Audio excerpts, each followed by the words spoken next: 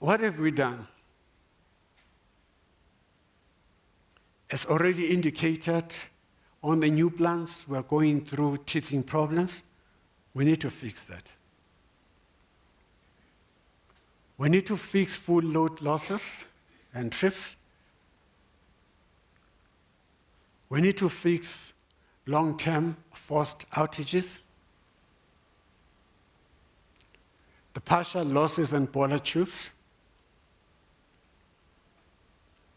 Fixing outage duration and slips. The human capital, which remains very important. But we need to prepare ourselves, and we have already done so, that we're going to use more OCGTs than we had budgeted for earlier. We need to prepare for the rain, especially with the low stockpile in most of our power stations. And we need to fix the coal stockpiles. These are 9 key things that we're spending time on, that we think will turn around this institution in the short to medium term. Now, what have we done? Again, let me start. Those of you that have been here will know that Majuba and Kendall, who are excellent performing power stations now, when they started, they went through the teething problems. And I'm informed that you have to give it about 18, 24 months for the power station to really perform excellently. We have some challenge with the new ones that we have, the new build. Especially Kusile here, which is a bit unreliable. But that was expected. Personally, I was expecting something less than that. Maybe it's because I'm new in the market. But we have taken firm decisions to deal with this. The first one is we're going to increase our spending in addressing known design errors. I'll come back to that. So the issue is, do you want to ensure that your financial performance is acceptable, or do you want to put South Africans first and make the best you can to avoid as much as possible the load shedding? I think South Africa comes first. CAPEX, having indicated that we have budgeted 4.5 billion this year, we have added another 1.5 billion just to deal with these challenges. We have established a SWAT team to guide recovery. Now, these are the guys who sit in Medupi and Kusile. If they pick up anything wrong that is new, let's say in Medupi, they will go to Kusile to make sure it doesn't happen, to prepare for eventuality.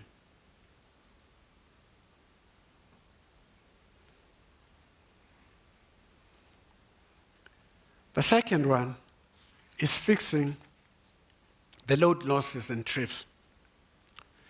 That's the 2.79% that we spoke about. The first thing that we need to do, it sounds very easy, on the objective, process action, is just to optimize the procurement processes. Our procurement processes are long, tedious, painful. But it's because of our history.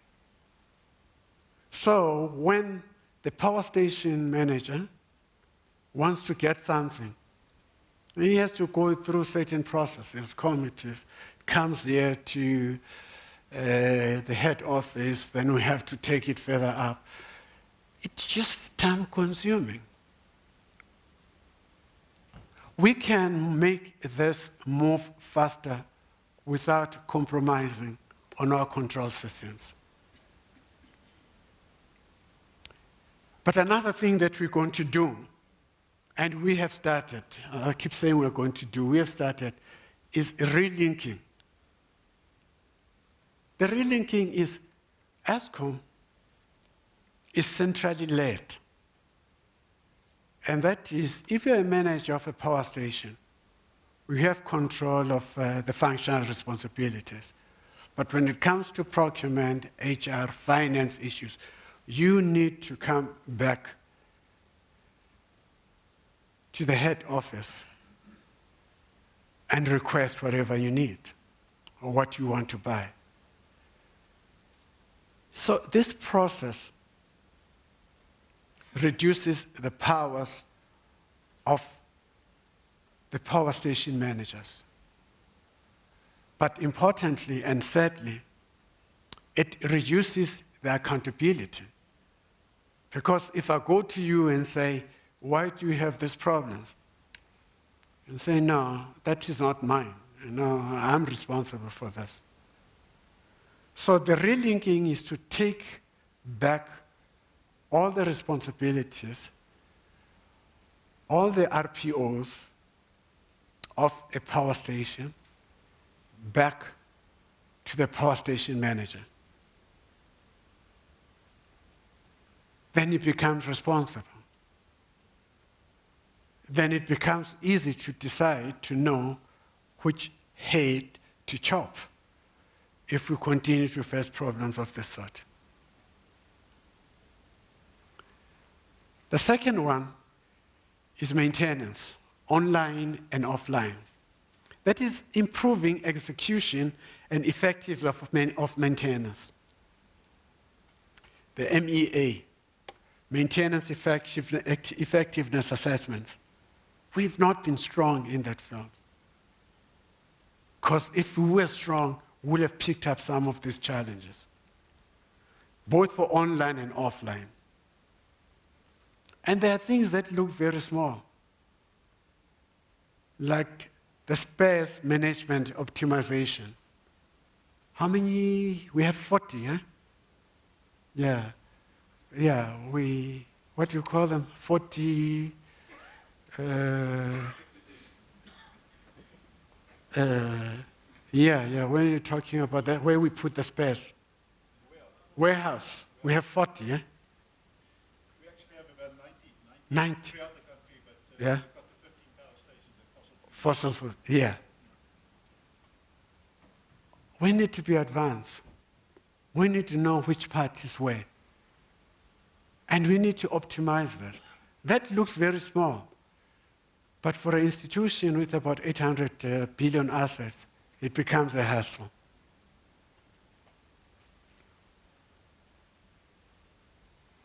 If we can do those things, as minor as they are, we are comfortable that we can have an impact. But over and above that, this thing of moving away from local purchase orders is taking time. With the proper controls that we have set in, that is what we're going to do.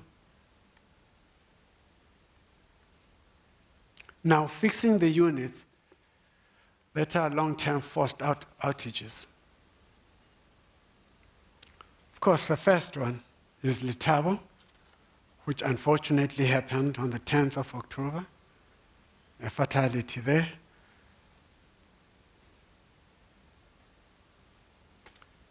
There are still investigations that are ongoing here. So the scoping of the high pressure steam pipe, which was a problem, has not yet been defined. But the planned outage scope, it will be executed during the repair time. Initially, we said that the repair time will take about 3 months or so. That has since been reviewed.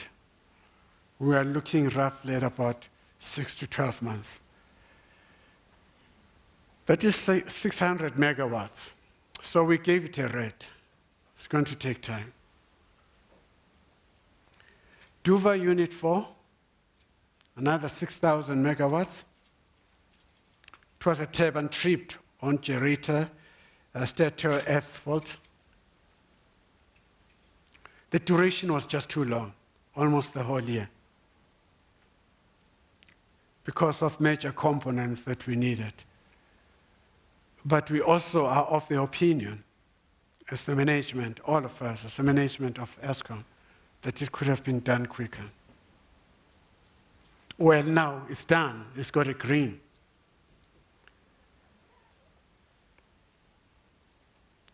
The third one is Grootvlei Unit 2, the 200 megawatts. We gave it amber. That I talked about when I indicated that we are going to increase the use of OTGs. It's because we want to fix the partial load losses. That's about 6% or so. And you will see the effort that we'll undertake.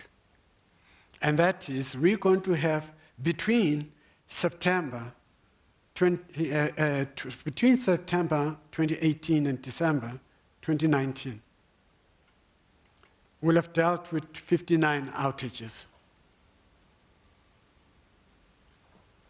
We have set up a budget of 11.5 billion from our CAPEX over the next 12 months. And over the next 12 to 24 months, we have set a budget, a CAPEX of about 8.2 billion. This, if done well, will reduce a lot of unplanned maintenance that we are facing.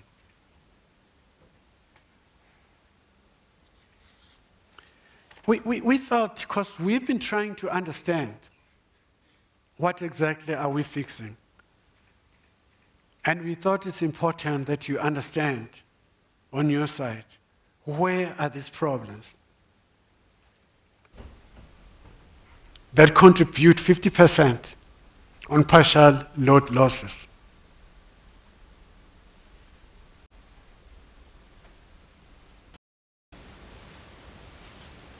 When it comes there to the systems and where exactly are the problems, it's drought plant and gas cleaning, accounting for 55%.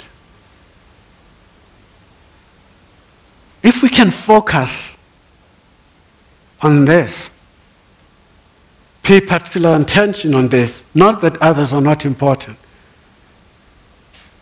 then we can have an immediate impact. We can't be able to move the unplanned from the current, the 12, 13%, to about 7, 8% or so. And this is our intention. That's what we want to do. So in a nutshell, the story that we are providing is, yes, we have challenges. Yes, maintenance in the past couple of years, including now, we include ourselves in, has not been at the level where it's supposed to be. Now we're paying a price for that, and we are trying to resuscitate and change that.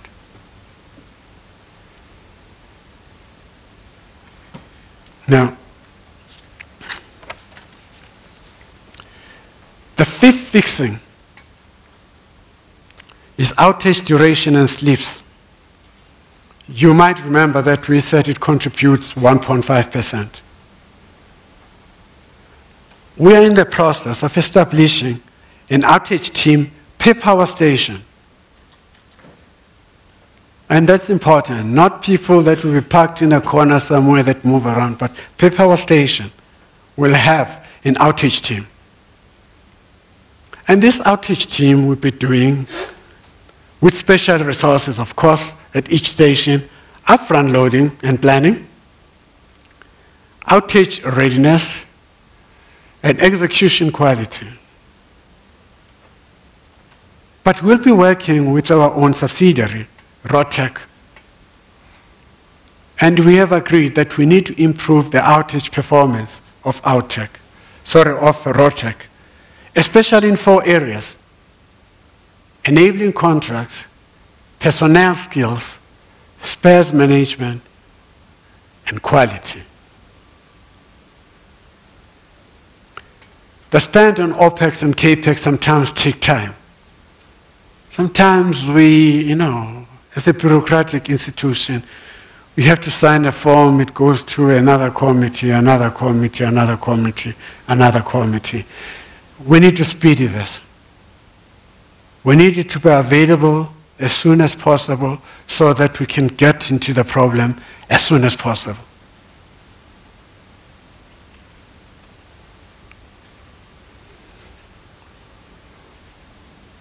Then we have a human capital, the strongest asset that we have.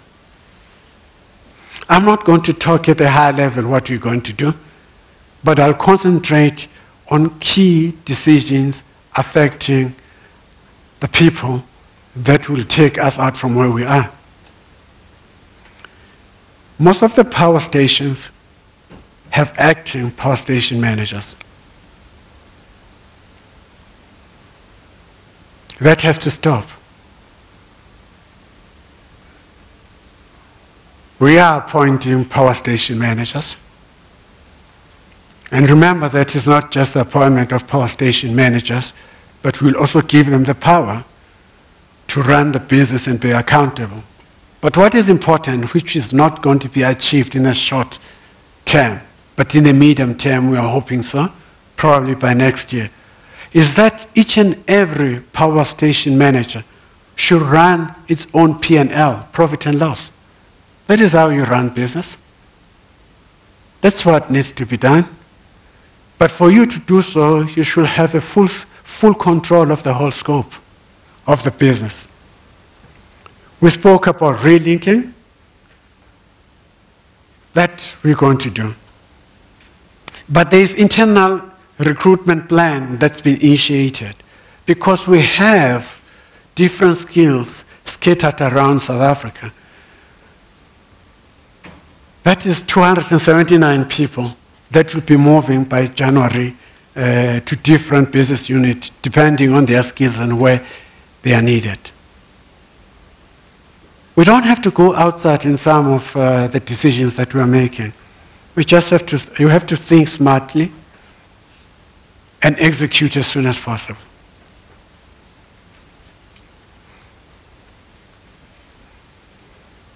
These are OCGTs. You'll see the OCGTs where we are. The spend year to date is 193. But we need to use them so that we are able to fix the partial load losses. And to minimize the risk of load shedding. And if, and I hope it doesn't happen, but reduce a degree of load shedding if unavoidable.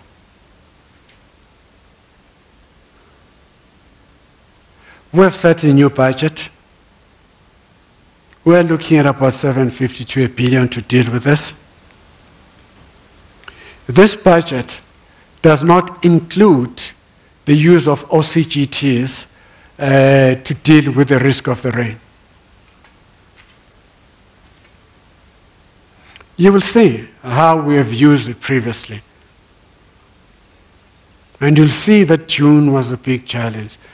And October too has been a challenge.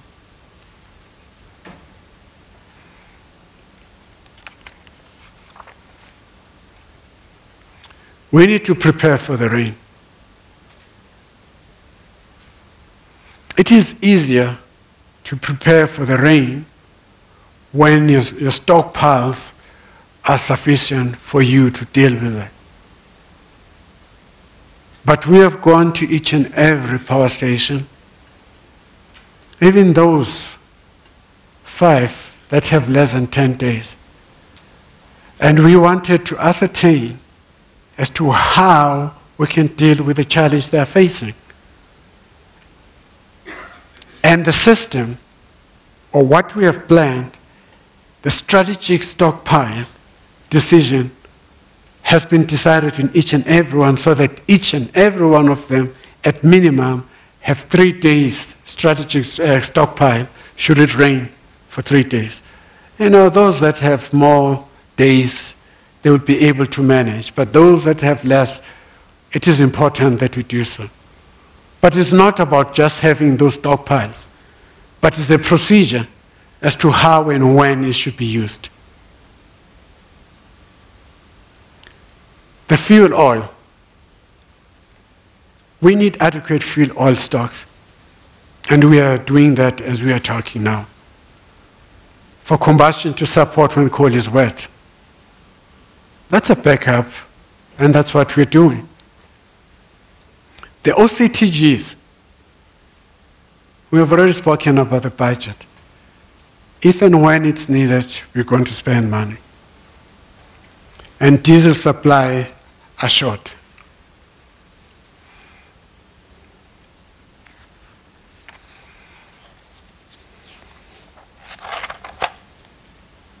Now, we need to fix the stockpile, especially for those 10 power stations that can't cover 20 days. As we are talking today, as at the end of February, we had 25.6 days. And I'm happy. Oh, yeah. It's as at 15th of November, my apologies. It was 25.6. We are projecting, if we use the budget and the signed contract, on the signed contract, we hope that by the end of the year, just from the existing and new signed contract, we'll close the year but by about 28.2 days. But that's not the only thing we're doing. We'll explain further what is it that we're trying to do to deal with this issue.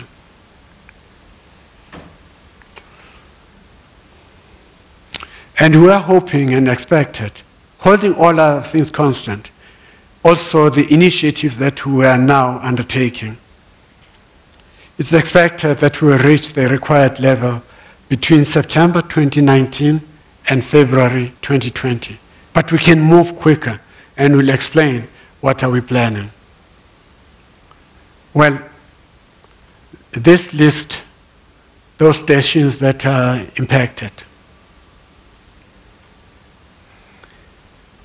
And at the back of our minds, we should always, always remember that the biggest risk we are facing, over and above the fact that we don't have adequate coal, is rain. And I've explained what we are trying to do with that. You know, this slide is loaded. It's got a lot of things. What is it trying to do? It tries to explain why are we where we are. Allow me to explain it the way I understand, which makes it much simpler for you to understand. Up until October last year, the stockpile was increasing.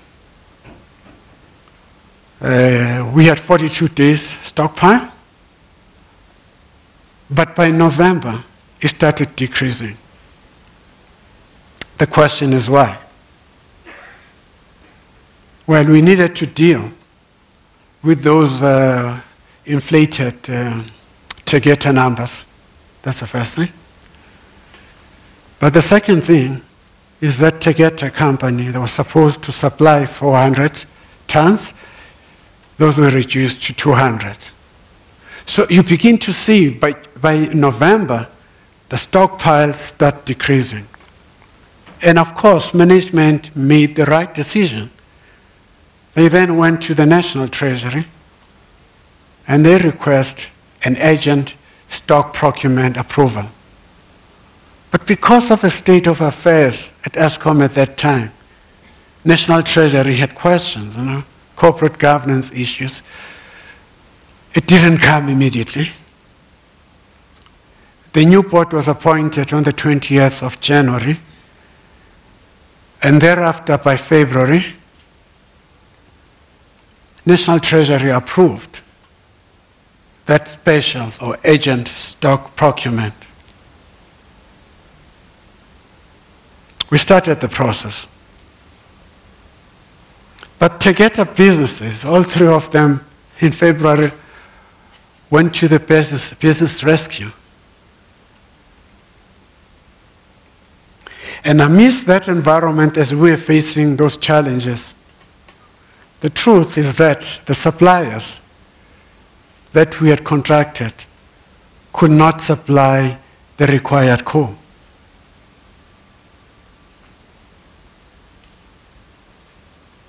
And on the other side, we had a huge challenge in that as ESKOM we had not invested on cost-plus mines.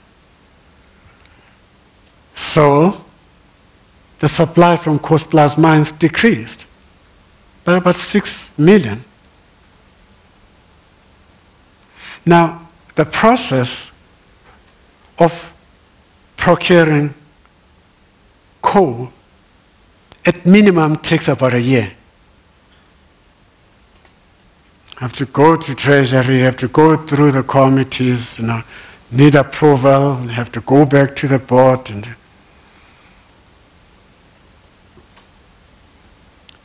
So, the combination of this, of the suppliers that are not meeting the target, of the Tegeta issue, of cost-plus mines, all of them contributed. And our own process of acquiring coal or procuring coal. This is where we are. Because the first time National Treasury approved that we go source the coal, although it had conditions, it said, one, we have to go to those that are contracted. If you don't get it, two, you then have to go to those that have been shortlisted.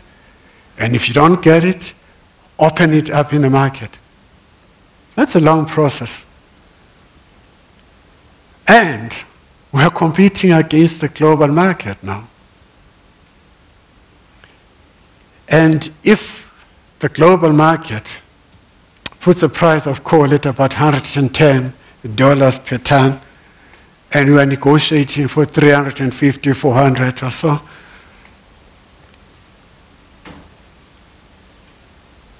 the mine companies will have to decide who to choose from.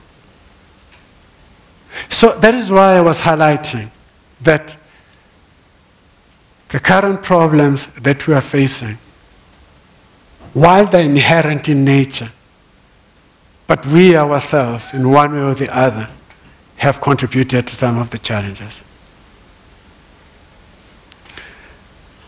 This just tries to explain what I've explained at a high level, starting with the levels until October 17. The Majuba Tutuga fell below ESKOM, total system stock 40 days, declining in November 17. What did we do? Then all of a sudden, 2018, we get 8.3 million required and 12 million contracted and supplied. 6 million cost-plus mines under supply. But we had an increased ban on power stations with low stock levels. So it is the culmination of all these things. I can go through and explain. That brought us to this level. And I think my story is easier to follow than this.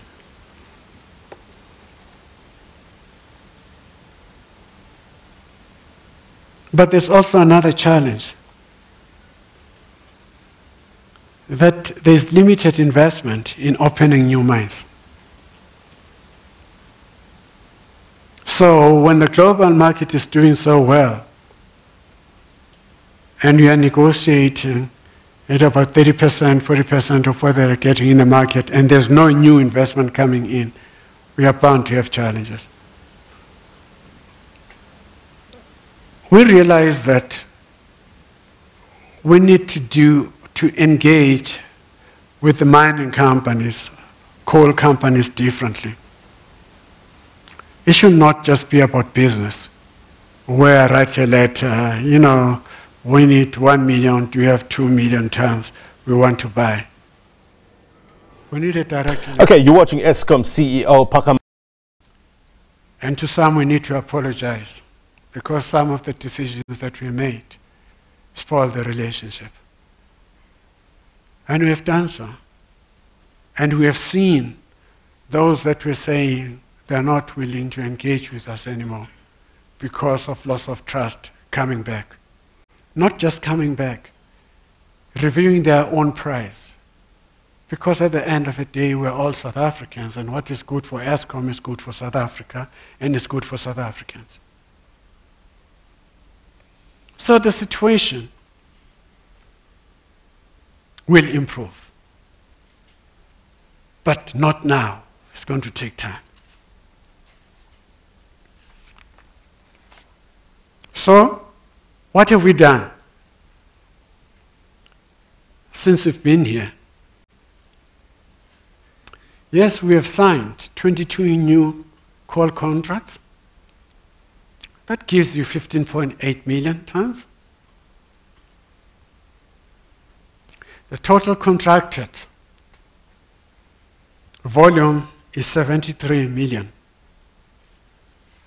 We need 116 million tons per annum. It's going to be a journey. But there are additional contracts in the pipeline. And they are at the advanced stage. There's a limited transfer from Medupi coal by road. But what is important is 1.4 million from December, my apologies, will come through rail. It will make a great impact. Now, just looking at what we have done, so what will be the impact? The impact is what I've been talking about. This is November.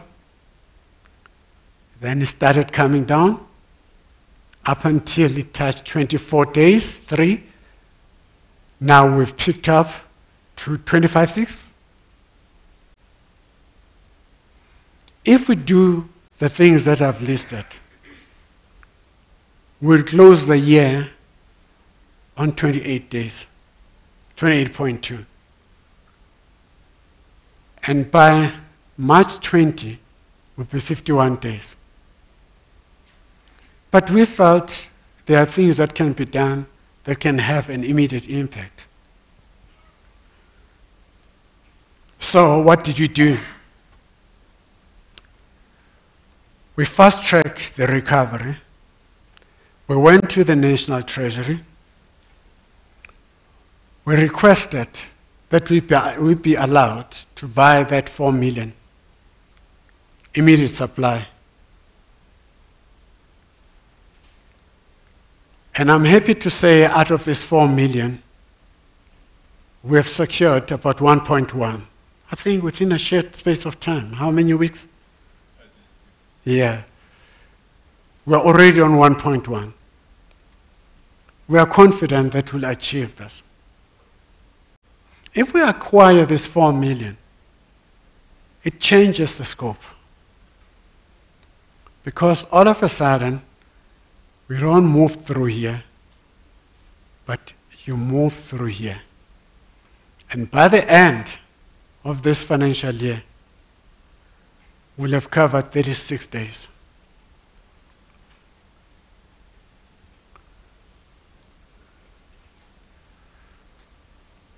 This is ideal to us. And we'll try our level best to achieve it.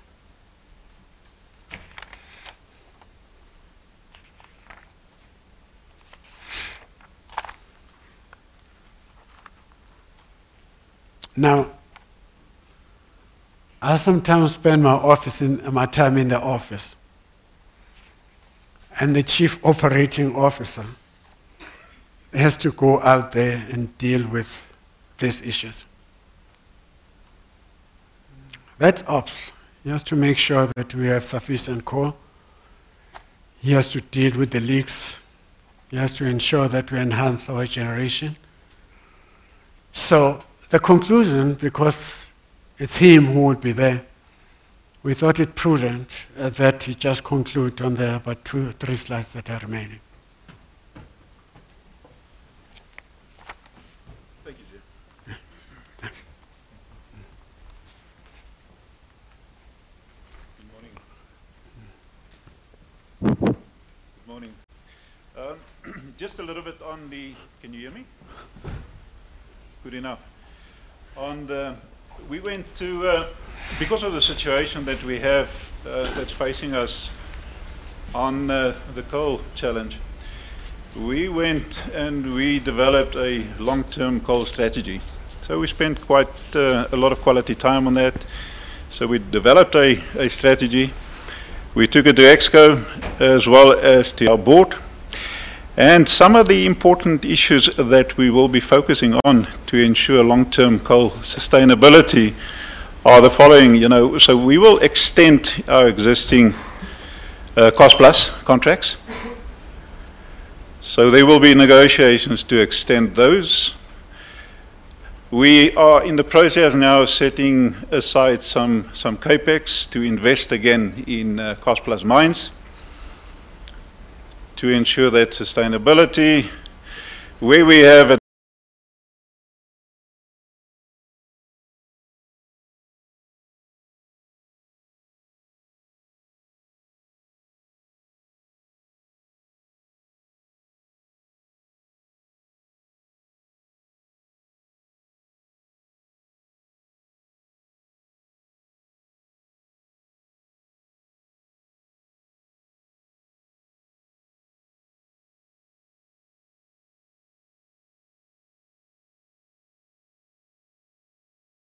the trucks off the road wherever possible. We will be setting some very strict targets to our primary energy division, to take as far as possible the trucks off the road. So those are some of the things that we will be focusing on and concentrating on in terms of ensure sustainability of coal.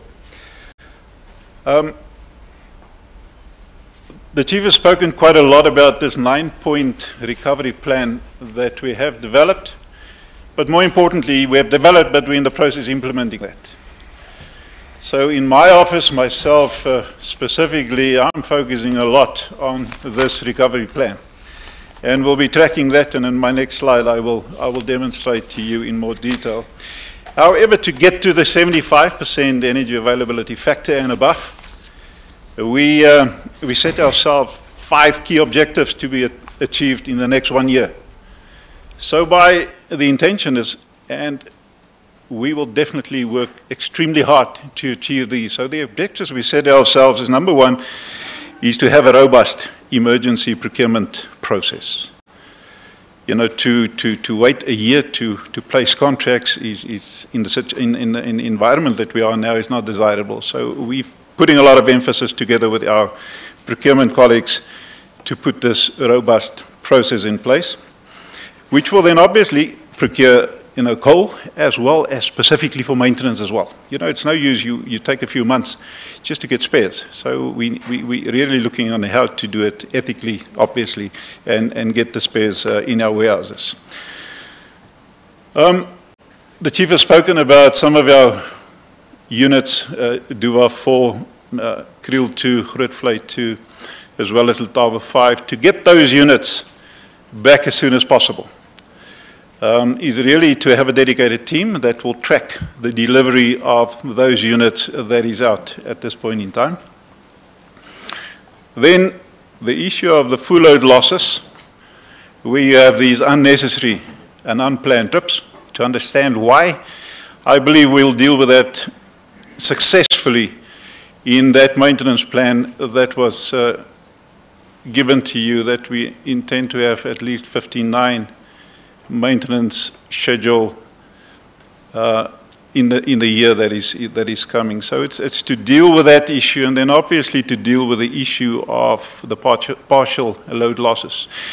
On average, we're running about 3.6 thousand megawatts, and for those of you that know, it's a full 6-pack power station that we are losing at this point in time because of the partial load losses. So there will be, we believe that will be sorted out very successfully. And then obviously the critical vacancies. If you take a power plant, it is a big piece of machine.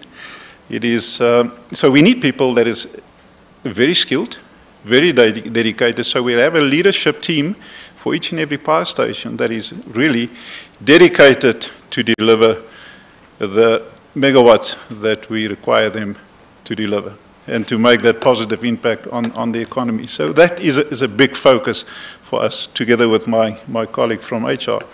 And then the Chief has spoken a lot about to get the coal stock levels to where it's supposed to be.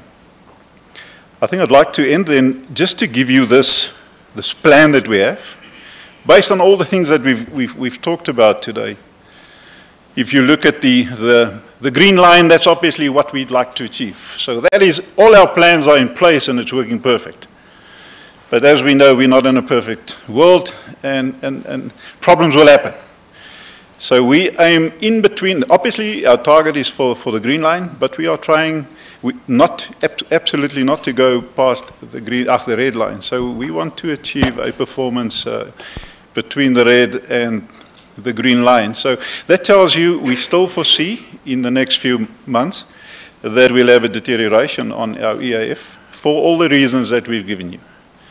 However, we are working now, dedicated teams to work on the recovery plan, and we see that by the end of the financial year we'll start seeing a change, and then significantly have an improvement to the 75 in a year's time, and then to take it up to the 78 and the 80 that we're really planning for. This recovery plan is a dedicated focus of myself and the Group Executive of Generation, and this will be tracked on a weekly basis. So the assurance is given that we have plans in place, we're working at the plans, and this is what we see will happen in the future. Is it quick enough? No, maybe it's not, but we believe this is a realistic plan, and this is what we believe we can commit ourselves. With that, thank you, Master of Ceremonies. That is basically our formal presentation. So, thank you.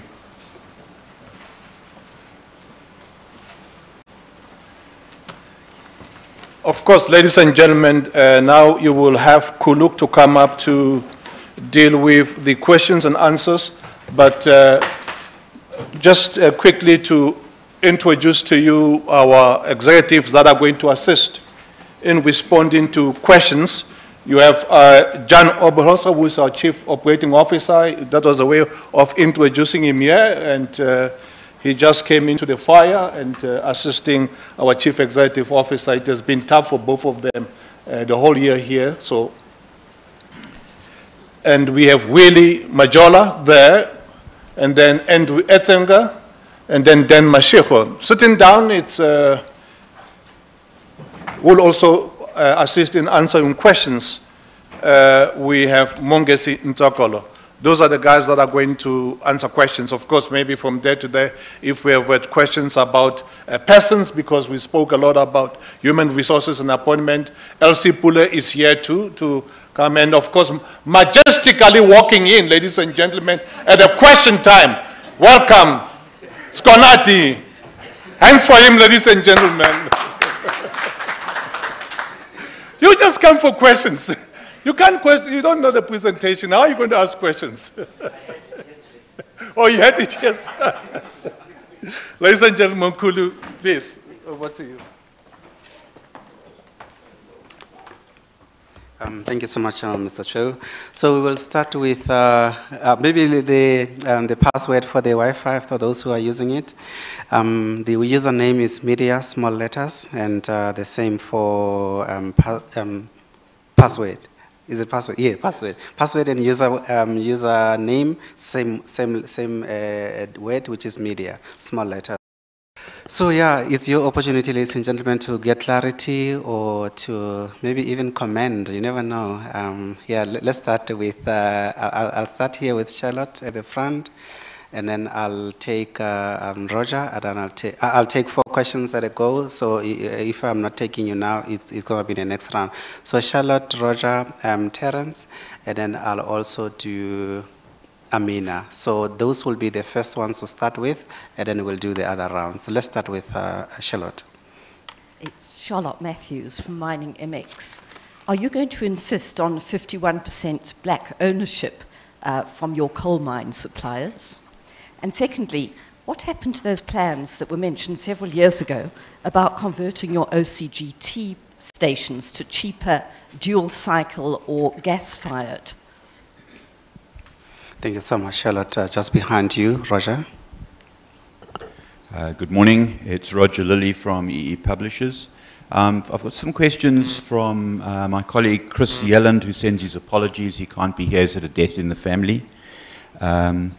So just let me read this to you. He says, firstly, he wishes to applaud ESKOM for holding quarterly media briefings like this and for sharing information on the general power supply status to keep us up to date on the broad risks facing electricity supply in South Africa and what ESKOM is doing to mitigate these risks.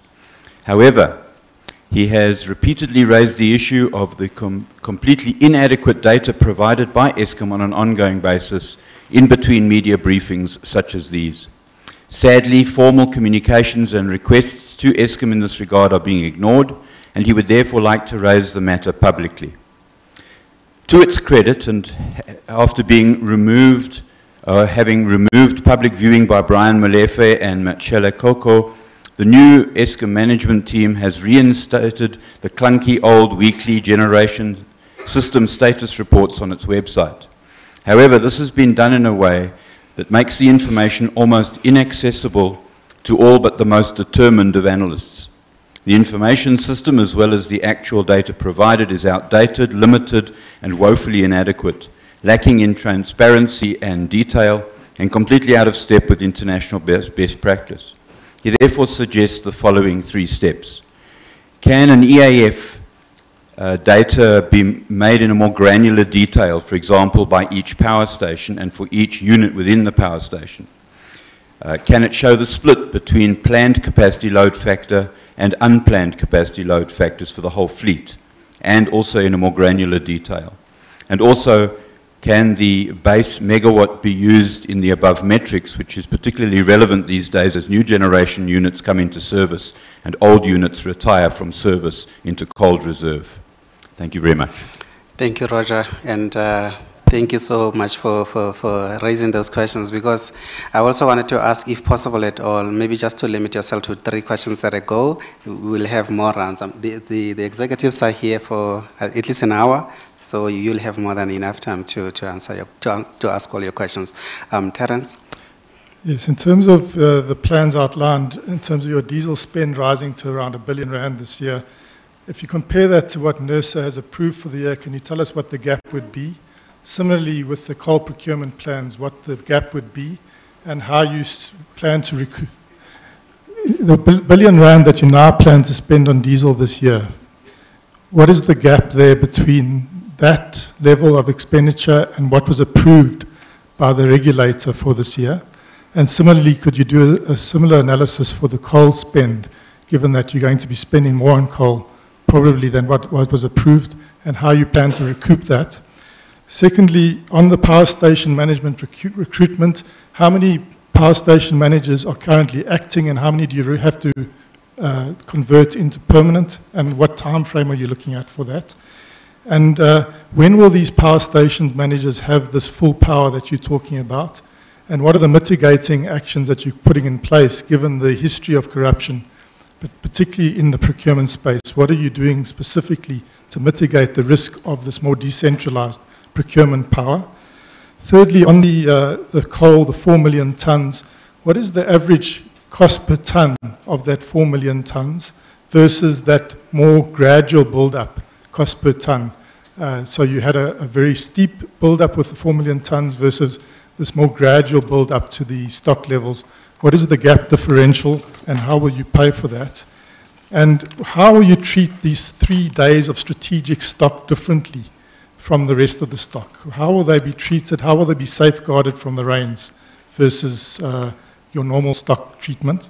And then finally, how much in total will you be moving from Medupi down to the Mpumalanga power stations? Which power stations will receive them?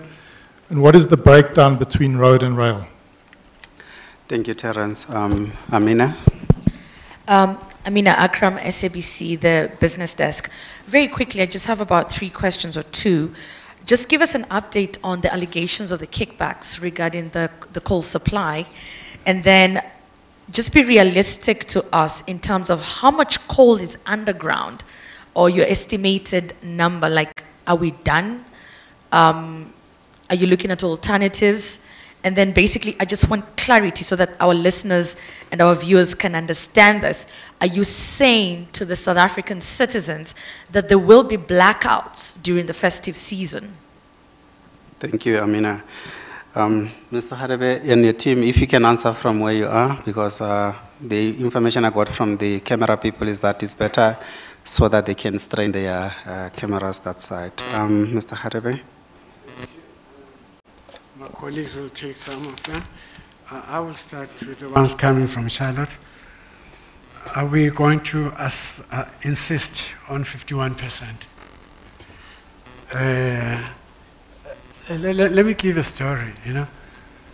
If you are looking at the procurement and the orders that have been given by ESKOM, 72% of the deals have been given to non-black owned businesses. That is less than 51%. That's the first thing. The second thing is our decisions are informed by the PPPFA and the PFMA, and they stipulated what we should be following. I think the 51% black owned should have been an aspiration of some sort that had been put forth. But we would be pursuing and taking decisions informed by PPPFA and the PFMA. And in fact, as I've already indicated, if you are looking at the numbers, they do point to that. Then there's a story on the sea, on the gas and what was, yeah. Terence, in terms of the use of diesel, the budget for this year is 660 million rand. I think just to interpret that slide, what we're looking at is the potential additional use of an additional 750 to 1 billion rand. That is what we are preparing for. Obviously, we would want to minimize that, and that depends on the performance of the plant. But just as a contingency, that is what we are handling. Your question around the strategic stockpiles and what makes a difference. The 3-day strategic stock is kept close to the station and it's compacted. So it's protected against the rain. We've got better runoff of rainwater should that occur. And once again, in terms of the big risk of coal getting wet during the handling process, we're minimizing that by putting it at the station. The number of power station managers acting at the moment, of the 15 coal-fired power stations, 7 are acting. The majority of those are unfortunately tied up in forensic investigations, both by ESKOM's own investigative unit, but also by the state institutions looking into the issues which I think we're all very familiar with. So we would want to obviously get the power stations manned by full-time general managers as soon as possible, and we're pushing towards that. I meet with our forensics department basically every day now to push that, to expedite the investigations, take them through the necessary process, take the necessary steps to replace general managers that need to be replaced. In terms of the coal, Dan, will you talk to the coal? Perhaps while you're getting ready, you also had a question on who's going to authorize the usage of the strategic stock. That will be from the Chief Operating Officer or his designate, but at this point in time, the Chief Operating Officer. Yeah, and if I can also then answer the question with regards to the open cycle gas turbines, there was a question about the conversion from diesel to gas as the fuel.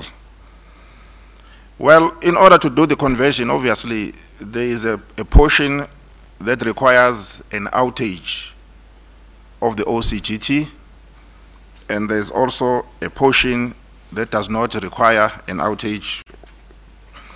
So where the outages were required, we actually took the opportunity to do the conversion. So that conversion is ready, so that you know that the outage work is actually behind us. So what is still outstanding now is actually the balance of plant, which actually does not require outages. So this issue is actually on the agenda for the next ESCO, which is part of the overall gas strategy of ESKOM, which is being reviewed. So the part that requires outages is done. The part that does not require outages is going to go back to ESCO on, I think, on Tuesday next week as part of the overall gas strategy of ESKOM. Thank you. Okay, good morning.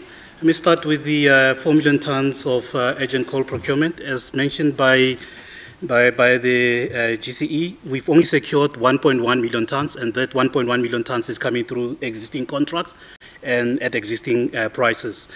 The other offers that are on the table, we still have to engage, like a National Treasury on the process, like they've been identified, it's more than 35 million tons, they vary. Majority of them are within, like our 2016 mandates and in line with the current, contracts that we are, like we are currently signing, and there are those that are basically outside, the mark, which still need to be negotiated. So the 2.9 million tons is not firm at this point in time, has not been negotiated. We need to sort out, like the process, and then we can engage, negotiate, and conclude the contract. And the offers are obviously to get the coal to start moving on the 1st of December or earlier if we are quite successful. Then there was a question on how much coal we're going to move from Medupi. We've got in excess of 12 million tons sitting currently at Medupi, and the coal is sitting on our future ash dams. That coal has to move at some point. We've tried actually since 2016 to move the coal. The intention is to move all the coal because Medupi and Matimba in Lipalale are fully served, like from their tight colliery. So the rate, it will be 1.4, like a million tons, per annum, and I think we've got board approval basically in our contract with Transnet basically to move, like the entire volume. So it will depend on the capacity, like the Transnet, will be able to move the coal and the constraints, that are currently on the line here. But the intention is to move the entire volume, but it will be on average 1.7 million tons per annum. Okay, the issue on kickbacks that came up, I think, also in the, in one of the interviews with, I think it was on 702. I think for us, the important part, I think, as mentioned, is that the information has to come forward. And I think through our legal and, assurance and forensic, that there has to be detailed, a discussion. So if the information comes to me, I have to obviously forward it, to the relevant, authorities, because it's in my space. I can't investigate my own area. But I think there is a need, for that to happen, to be part of the entire, cleanup here. Okay, then there was a question that I need to be clarified in terms of how much coal is currently underground. So I'm not sure whether we're talking coal that is currently on the ground, still to be mined, or we're talking about stockpile. I'm talking about coal that's supposed to be mined. Do you have an idea? Okay. I think if you're asking a global question, with regards to the amount of, coal that is available, coal reserves, in the country, I think there is adequate coal. We've done a study with the Council of Natural Geosciences, there's in excess of, call it 150 years supply of coal to supply, the domestic market and also, the export market and so on. If I come back closer to home, I think there was mention of the cost plus extensions, fixed price extensions. I think there is adequate coal. The coal is on the ground and it's adjacent to the power stations. I mean, some of the stations have got more coal than what will be required. If I pick up maybe Matla, for example, on the ground, they probably have 200 more tons additional over and above what Matla requires until end of station life in 2033 to 2023. So there is adequate coal. And lastly, the largest coal reserves. Yeah. The largest remaining coal reserves in the country are basically in the Waterberg. So I think there will be a time in future when coal is still relevant that you will see migration more and more to the Waterberg. Yeah. I want to highlight with regard to the availability of coal. If you have read the IRP 2010 to 2030, it alluded and it does indicate that by 2030, coal will make roughly about 60% of the supply, and that will decrease further by 2050 to something like 50 or 40 or so. So if we are to implement the IRP, it seems as if the coal usage will change drastically. There was a question, Roger, the Chris Yerant question on more detailed and more frequent information. We're open to that. I personally undertake that I will make contact with Chris to understand his requirements, and then we will deal with that. So. And then there was a question on blackouts. Will there be blackouts during the festive season? Let me first give a short answer. The short answer is there will be no blackouts during the festive season. But the risk of rotational load shedding is high. Then I'm going to give a long answer. Because these are technical terms with specific meanings. You know, like lawyers, they've got specific terms. A blackout means that we've basically lost all generation in the country because of whatever reasons. So no power station is generating. That's what a blackout simplistically means. And we're not talking about that. And of course, if you've got a blackout, it's a catastrophe. Estimates that have been given by some people said it would probably take 2 weeks, at least, before you restore the whole country. And of course, under the National Disaster Management Act, these issues are addressed and to say how do you restore the system. So if you are saying blackouts, festive season, the answer is no. But we did say that the risk of rotational load shedding is high, where obviously, as you know, as the name says, you are not shedding the whole country at a time. You shed one portion, then they come back, and another one comes back. And the reason really why we said, and it was actually covered in the presentation as well, I think, you know, if you actually look at the energy availability factor for the month now, month to date, not for the full year to date, we are sitting currently at 66.5%, which is quite low. We have had occasions, so those are the indicators of load shedding. You know, when the availability at a particular point, not for the full year, at a particular point, like the month to date, 66.5%, we are using OCGTs very high. There was a day where we actually used all 20 OCGTs between the ESKOM OCGTs as well as the IPP OCGTs. The usage of the interruptibles is increasing. We are finding ourselves as well, the usage of the virtual power stations also increasing. So even from a plant performance point of view, the risk of load shedding is increasing. And then a separate issue, which has been highlighted as well in Pagamani's presentation, we've got 5 stations where the coal stock days are below 5. And of course, the mitigation plans were shared, but the risk still remains that if it rains very, very heavily, you know, during the December-January period, the risk of load shedding is high. So, in short, let me go back to where I started. If you're talking about blackouts, the answer is no. If you're talking about rotational load shedding, the risk is high. Thank you. just as a supplement to Willie Majola's response, just to assure everyone again that load shedding, which is the rotational load shedding, is always used as a last resort.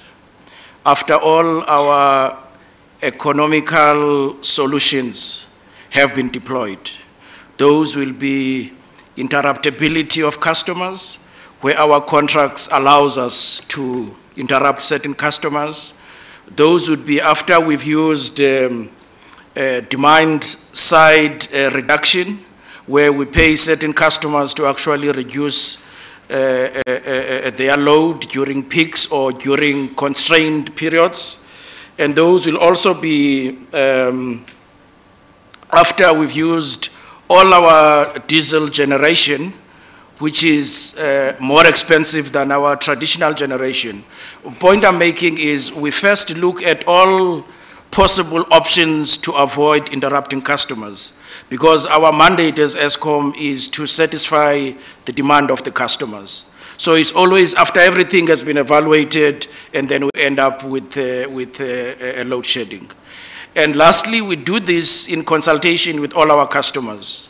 Right now, we are going through exercises where we're communicating with our domestic customers, with our municipalities to check their readiness, and also with our key customers, those that can do certain things to prepare for that eventuality, so that there's no surprises when we actually come to that, including load shedding, rotational systems, and so on. So we try and make sure that the country is ready and that we can deal with that eventuality when it actually arrives.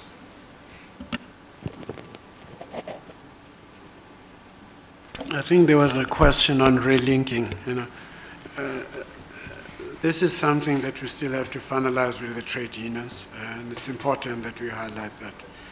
But having said so, it's critical and important that we understand that the problem of corruption at ESKOM has a tendency of having very wide tentacles. It's not one person sitting in a corner somewhere that gets corrupt, then gets money. Most of the time, it's a collection of people in the committee that decide what needs to be done, how it should be done. Then you ended up having that. But some of those things have happened, and if you go back to most of the investigations that one have had a privilege of looking into, it's about people, leadership, instructing people to take certain decisions, and people take those decisions because they were scared. I'm not justifying. If you do that, you have to pay the price. And the majority of the people that had to be exited, when you listen to their story, it's very similar. I was instructed to do so, but you have signed. But the main thing is then to take the power from the leadership, whether from the EXCO or from middle management, and ensure that the people that are working in ESKOM have the energy, the power, and the will to whistleblow when things of this sort happened. And we are beginning to see that. I can give you the numbers. The investigations that have been carried over, just in the past 9 months, it's about 1,029, of which out of that about 270 people, 79 people were exited, and roughly about 250, 260 have been suspended without pay. What we are seeing is that people are using the whistleblowing, and they trust in that. And that is very, very good, because when we do so, then it becomes very, very difficult for people to impose their will. Let me give you the numbers. The numbers of the cases, 1,049, of which 822 have been finalized, resulting in 97 employee exits. And for an institution like us, that's been an achievement. But over and above that, roughly about 250 people have been suspended without pay. This is still, I'm not saying this is the end of a road, but it's a journey that we still have to travel. And the mere fact that people are using that whistleblowing, because we had a challenge earlier, people were saying they don't trust it. It's a big, big plus for us in dealing with corruption. Do we still have corruption in ESKOM? Probably, yes. Is it $1 billion that will have to disappear because a board member, a senior management, and another executive have agreed on something? That will be very difficult because we have controls. But can I, sitting in a corner somewhere, talk to a driver who's a truck driver who has to deliver coal and convince him that maybe if he doesn't deliver the full amount, then we can share the spoils?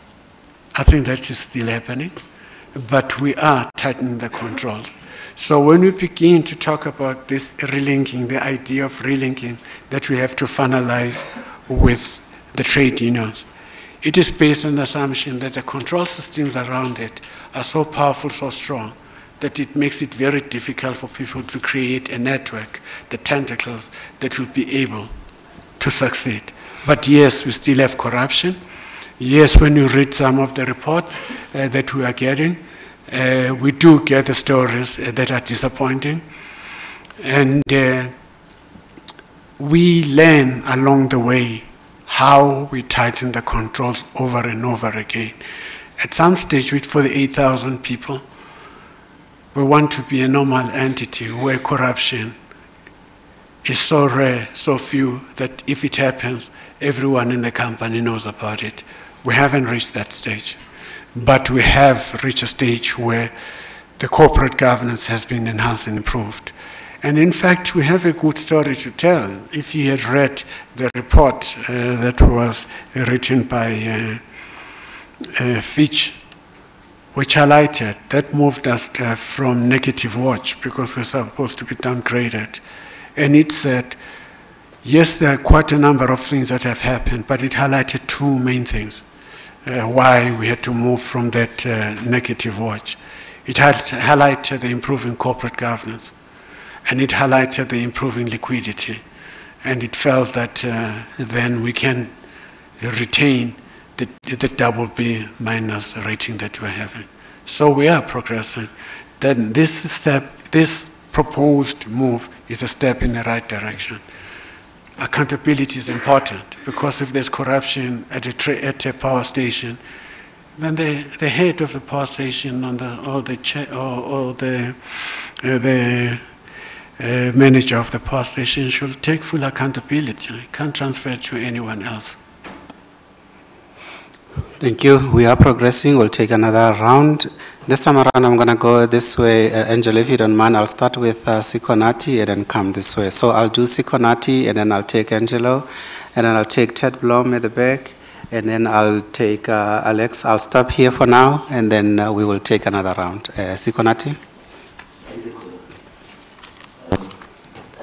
Congratulations, first ladies and gentlemen, on your good job so far. And there's certainly less corruption in the room, and we're making progress. I have questions. Unfortunately, more than two, so we may have to come back. You have not said a thing in your presentation, Pagamani, about cash. Does ESKOM have money in the bank, and how much is it, and how much is it versus relative to requirements? You have said not so long ago that one of the problems about fixing the coal supply issue has been the availability of cash. Do you have money related to the needs? One. Two, we're all talking about plans to recover the stock price. No one is giving us a deadline. This thing has been going on for 2 years now. When will we not hear about shortages of coal again? Give us a deadline. By this date, there will be no coal shortages. And tell us what has happened to those people responsible for the current state of affairs in terms of coal supply. Third, you are owed by municipalities 17 billion rand.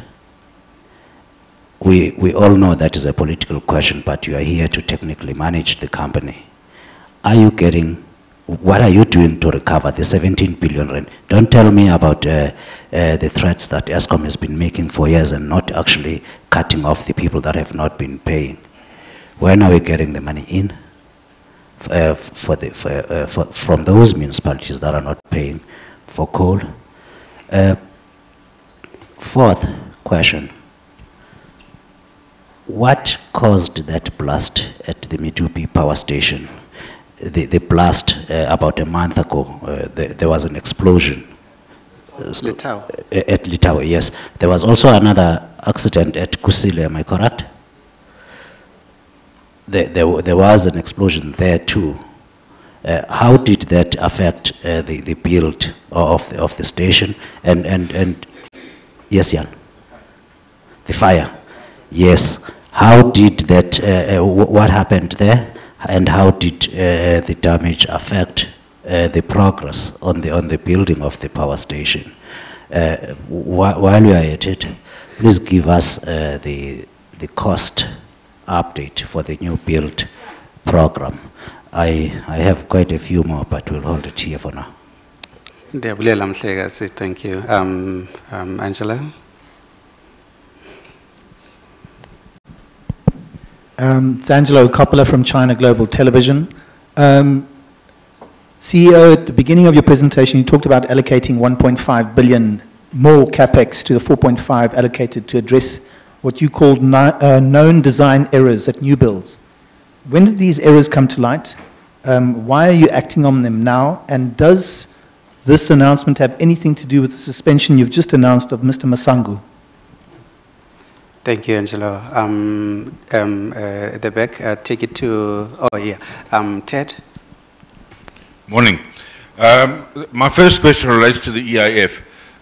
When I was at the last presentation, we had Mr. Governor promised us that the EIF was heading well on its way to over 80%. Today I hear it's languishing around 66%.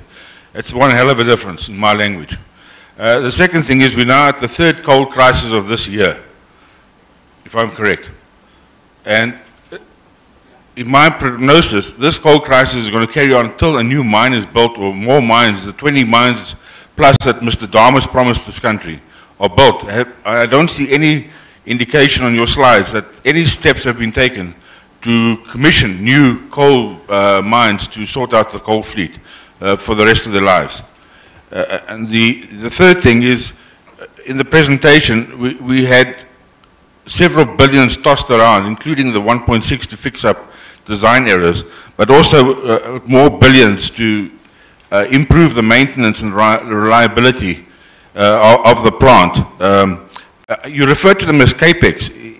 I find it difficult to categorize maintenance issues as capex. So can you please correct me as to whether my hearing is bad or your definitions are bad? I think that's the three questions I need to have answered, please. Thank you. Thank you, Ted. And then we'll take Alex.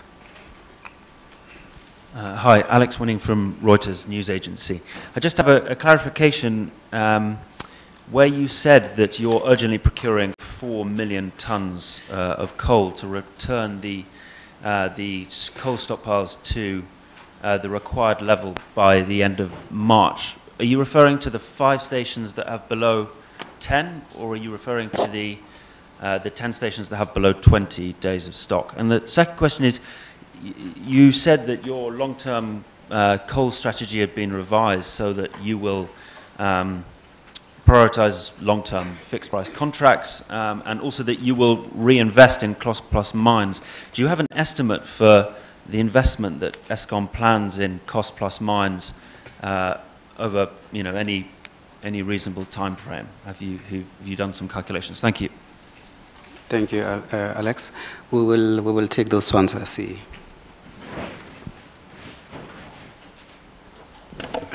Thanks, Kulu. I will take the first one from Sikonati, and that is, does ESKOM have money? ESKOM had a borrowing requirement of 72 billion this year, of which a funding of about 57 billion has been raised. we are left with the remaining funding of roughly about 20 billion, 22 billion or so. And the last time I checked our balances, we had about 6 billion in our pocket. So we are sitting comfortable. And as I'm talking to you now, there are discussions with a number of investors, both domestic and foreign, to conclude the funding as soon as possible. We hope that by December, that transaction, mid-December, will have been concluded. So the financial position of ESKOM is much, much better than how it has been before. What is the working capital requirement? 6 billion Yes. What is the need? The need we have, I would say actually it's just the CFO is not here. I would say it's about 3.5 billion the need. We have more than in the meantime, in the short to medium. But, so. How did that drop 10 times from 20 billion rand cash capital requirements to 3? And now you have 6? No, I'm looking at the short term. I'm looking at what is happening right at this moment in time. My question is, yeah. ESKOM needs to have a minimum amount of cash in the bank. Yes. In the past, that had to be 20 billion rand plus. Yeah. Today, you have, let's take the higher figure, 7 billion rand. Yeah. Has that working capital requirement be revised downwards to what? And what was eliminated in order to get to those numbers? What did you have to sacrifice? That is what I'm trying to explain to you. Initially, ESKOM was supposed to have a minimum cash balance of 20 billion. We reviewed that. Oh, sorry. I'm saying that, yes, you are right. Before, the bank used to have about 20 billion cash balances. That's a minimum it needed. But that was when there was huge liquidity. We did our numbers, and we came to a conclusion that if ESKOM has 5 billion over the next 2 years at any moment in time, looking at the borrowing and the cash flow requirement, it can still operate. We further said that if we get anything on our cash that is 20 billion or above 20 billion, instead of keeping it as cash, we'll use it for debt. So we have reviewed our strategy. That is why I'm saying at 7 billion cash, as we are talking now, we are comfortable.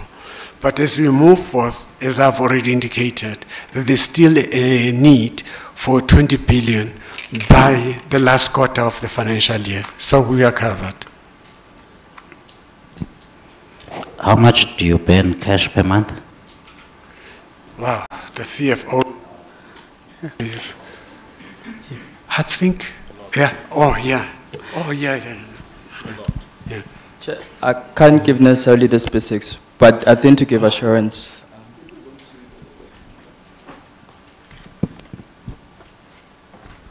Chair, I can't give the specifics of the specific amount, but we do have a cash lab process which allows us to match our outflows and our inflows.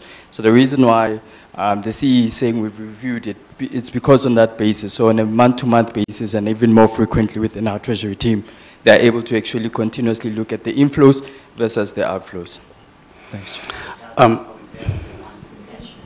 I don't think I can give that specific, Chair. Yeah.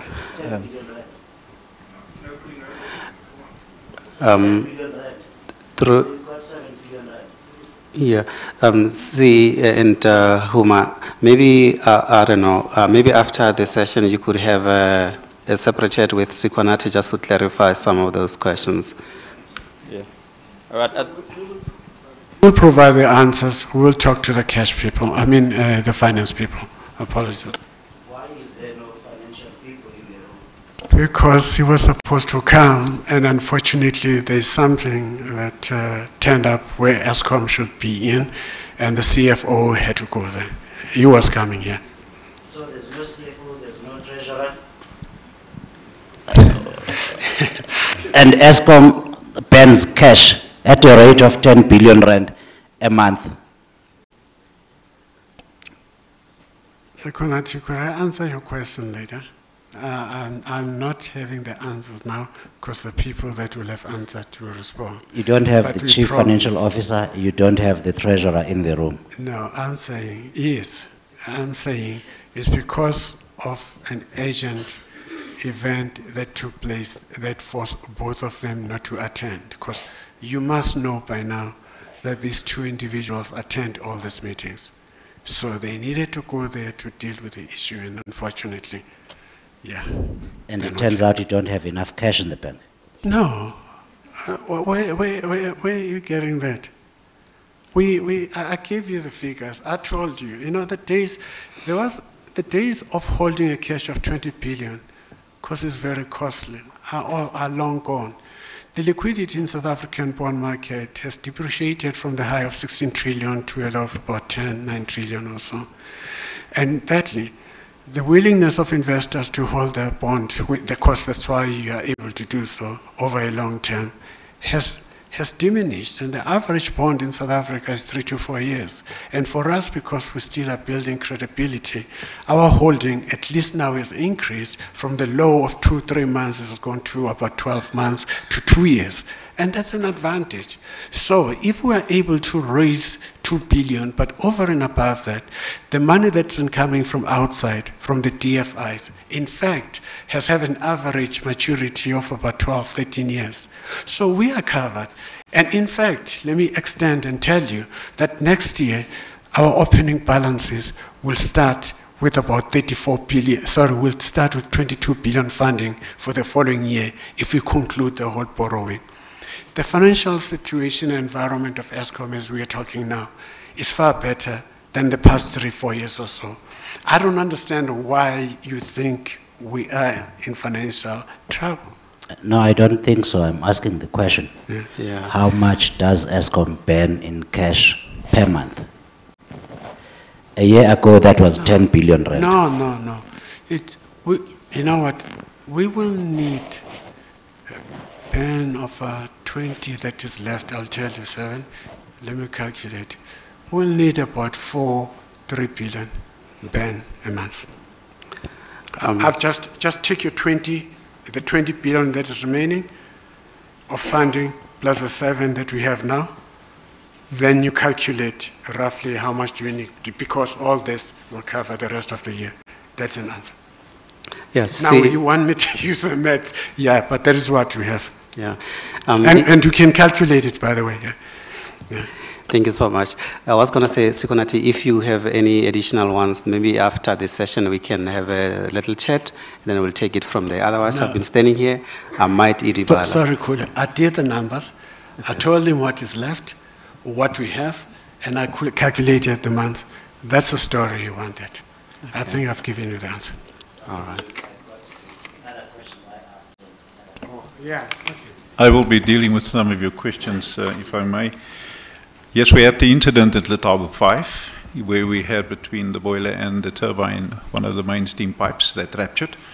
The investigation at this point in time is still ongoing, so we're waiting for the final report. So that's where we're standing with that incident.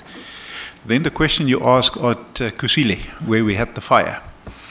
The investigation has been concluded. Perhaps what I need to say, the pictures that was on social media was a bit misleading, because it looked like the whole place was on fire, but actually it was only the lights of the boiler at the back that was burning. So there was a bit of smoke in front, and then it looked like it was a fire. So there was definitely a fire. The fire was in one of the fabric filter cells. So it was contained to within one cell. So the bags inside actually caught light. It was one of the contractors that did some welding. I do not want to comment at this point in time on the preventative, what they had to prevent, to not cause a fire. So that is ongoing. So the result is clear. After the investigation, the result is clear. It was a fire. It was done. It was caused because of welding. The fabric filter bags then caught fire. It was burned, and it was only contained within in one cell. Fortunately, no structural damage. There is insurance claims at this point in time, and no negative impact on the program, to answer that question.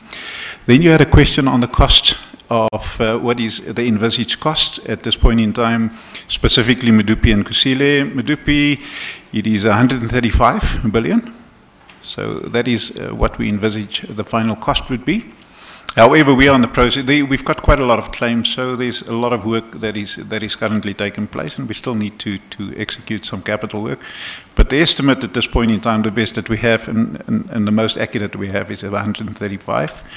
On Kusile's side, it's 157.5. So that is the envisaged cost now for Kusile. Also the same.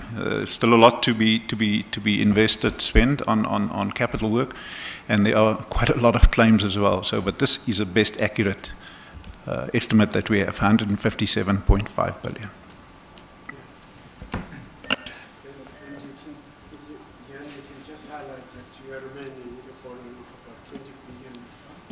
In Kusile, and we are left with about, on Medupi, and we are left with about 26 billion more on Kusile. So we are coming to an end. What happened to the coal culprits? We are working with SIU. We are also part of the Zondo Commission and the NPA. Those are those are the agencies that will bring about the prosecution of the individuals. We've provided all the information, and we've released about 4 or 5 people that were involved in coal. So we have covered our role. It's up to other government agencies now to play their role. What is going on with municipalities? The issue of municipalities, we've come to a conclusion, is not the solution that can only come from ESKOM. And accordingly, like I said last time, it has been elevated to 5 ministers. It's a committee, inter-ministerial task team, which is chaired by the Minister of COGTA, you have the Minister of Finance, Minister of DPE, Minister of Water Affairs and COGTA. They are trying to find a solution on that as to how they can help us.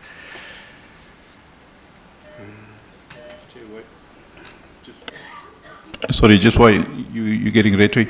We actually on end of October, 18 billion. You said 17, so it's 18.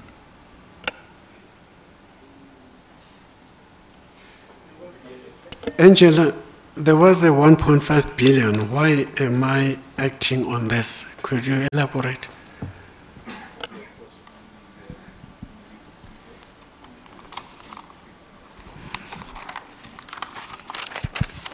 It's really just about the allocation. You're allocating an extra 1.5 billion to correcting those design errors at the new builds.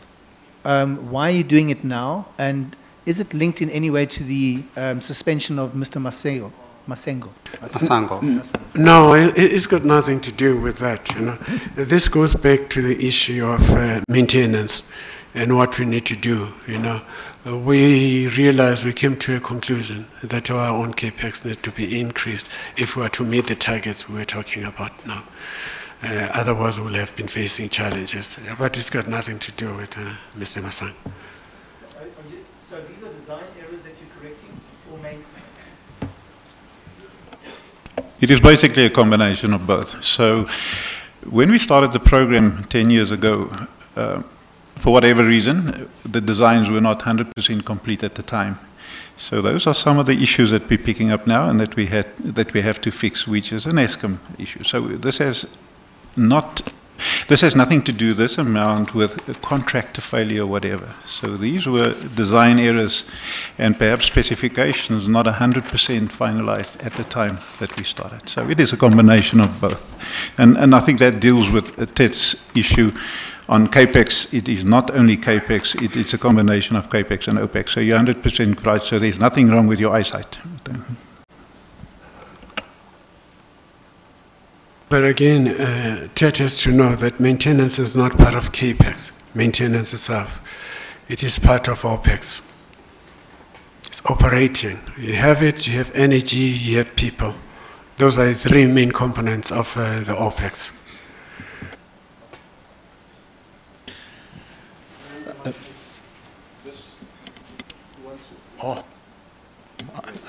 Chief, I can just add to the response to Ted. Ted, when we do maintenance, there's both OPEX and CAPEX. There's a lot of components that get replaced at the same time.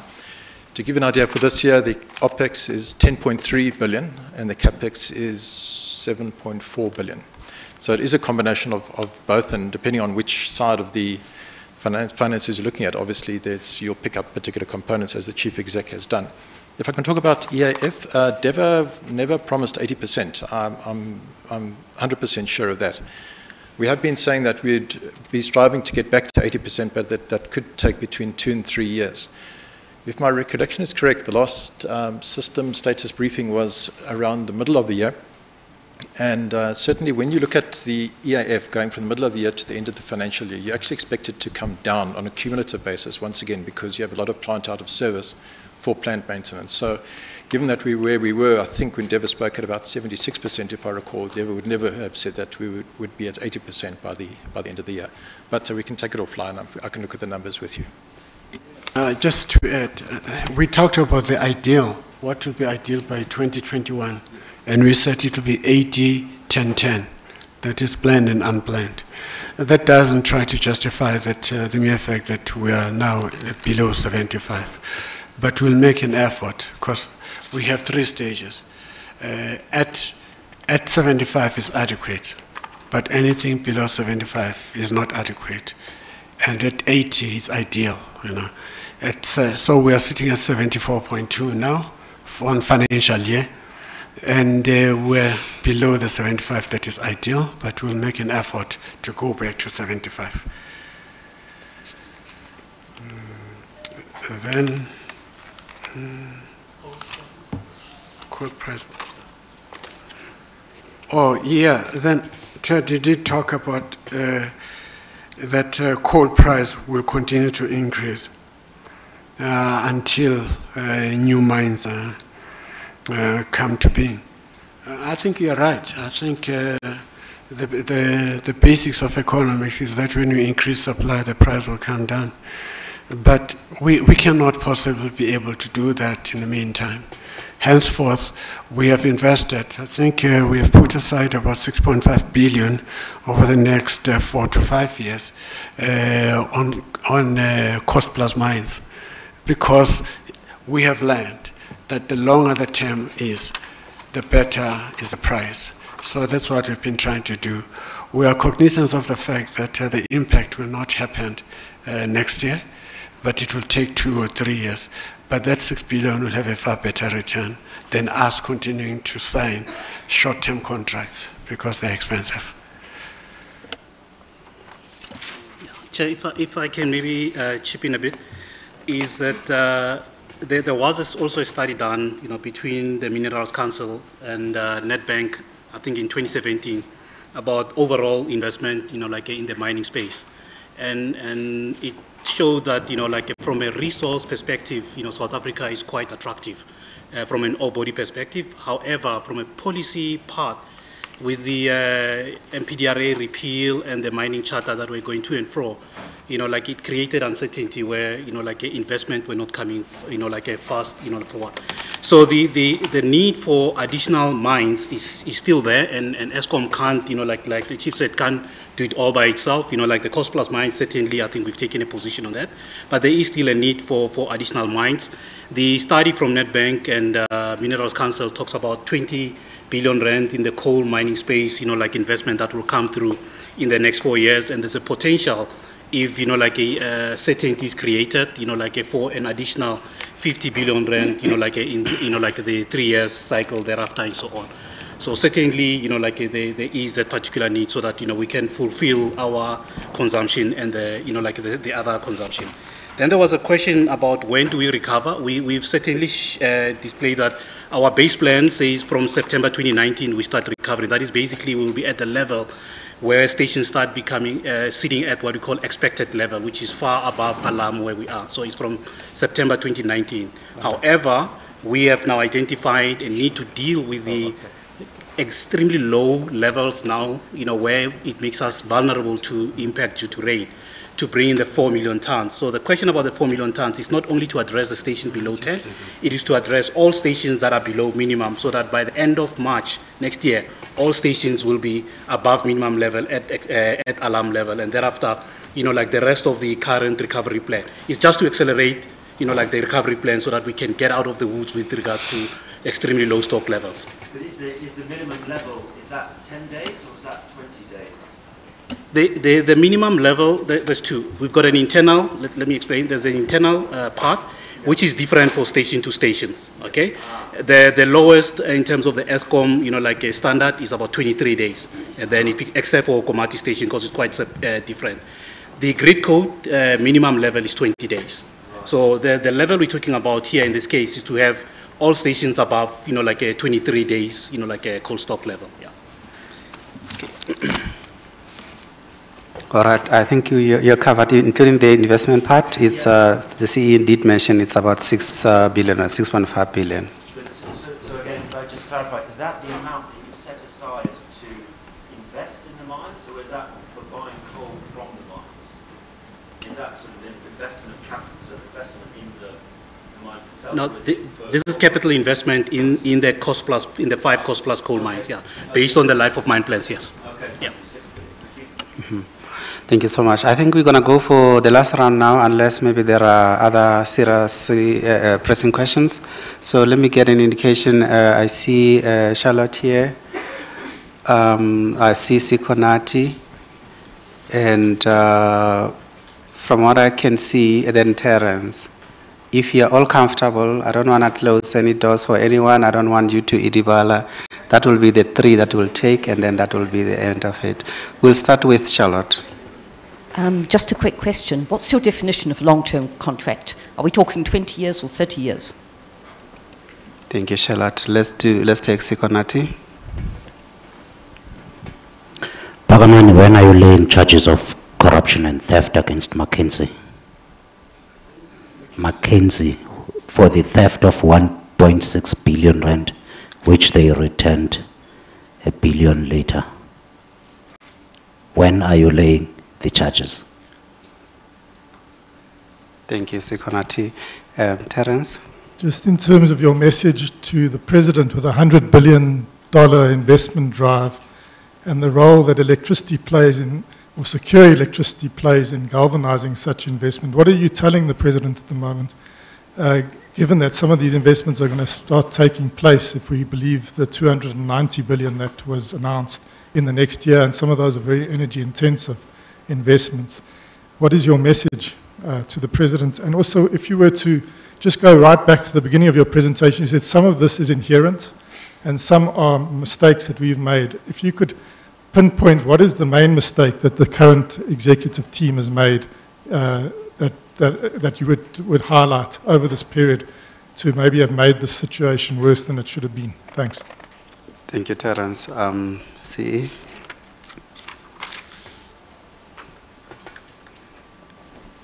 Yes, that will be it from our side. If you can just respond to them. Okay. Long-term contract, I think, then?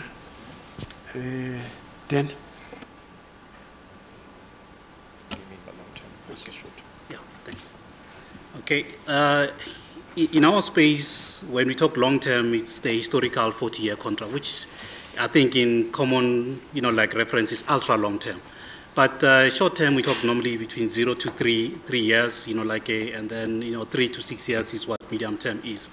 And then anything beyond that is actually long-term. But our long-term, we're talking now the life of the resource matching the life of the power station. So it's ultra long-term. But yeah, anything, between 8 and 10 above, it is actually indeed long-term. Just, okay. Responding to Sikonati. Sikonati,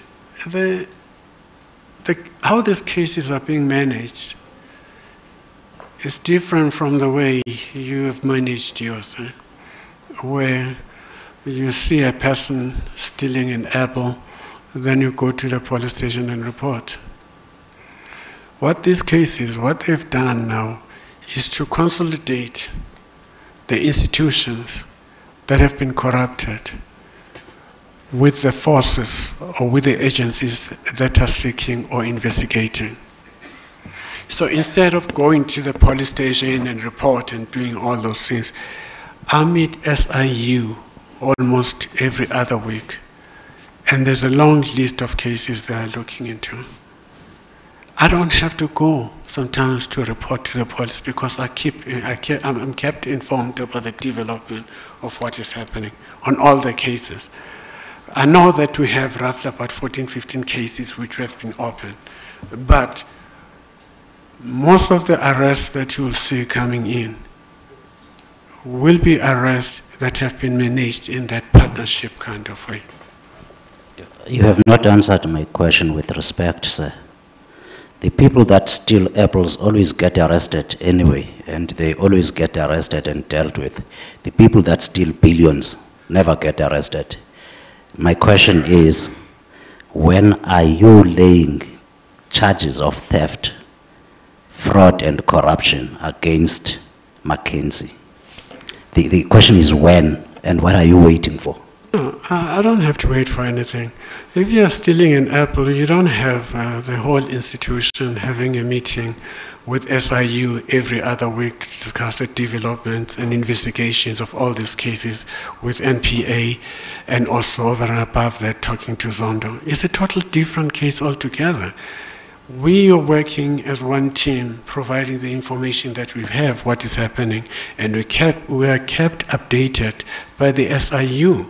In fact, I'm getting tired of sitting with them every other week to hear about the developments, what is happening. I need this information. I'm asking a different question. When are you laying criminal charges of theft?